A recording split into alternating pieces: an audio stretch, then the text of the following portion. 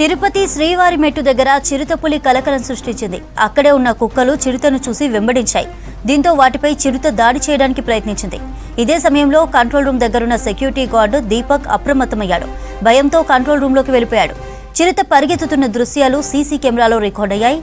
రాత్రి 10 గంటల సమయంలో ఈ ఘటన జరిగింది.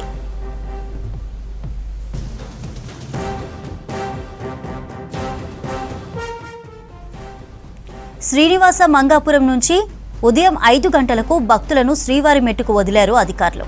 అదే సమయంలో గార్డ్ దీపక్ కంట్రోల్ రూమ్ నుంచి బయటకొచ్చాడు. వెంటనే టీటీడీ సెక్యూరిటీ, అటవీశాఖ అధికారులకు చిరుత విషయాన్ని తెలియజేశాడు. తర్వాత కాలినడకన వెళ్తున్న భక్తులను గుంపులుగా వదిలారు అధికారులు. అటవీశాఖ అధికారులు స్పందించి చిరుతను పట్టుకోవాలని కోరుతున్నారు భక్తులు.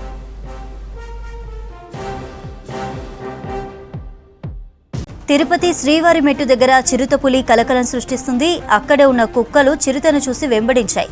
దీంతో వాటిపై చిరుత దాడి చేయడానికి ప్రయత్నించింది. ఇదే సమయంలో కంట్రోల్ రూమ్ దగ్గరున్న సెక్యూరిటీ గార్డ్ దీపక్ అప్రమత్తమయ్యాడు. భయంతో కంట్రోల్ రూమ్లోకి వెళ్లిపోయాడు. చిరుత పరిగెత్తుతున్న దృశ్యాలు సీసీ కెమెరాలో రికార్డ్ అయ్యాయి. రాత్రి 10 గంటల సమయంలో ఈ ఘటన జరిగింది.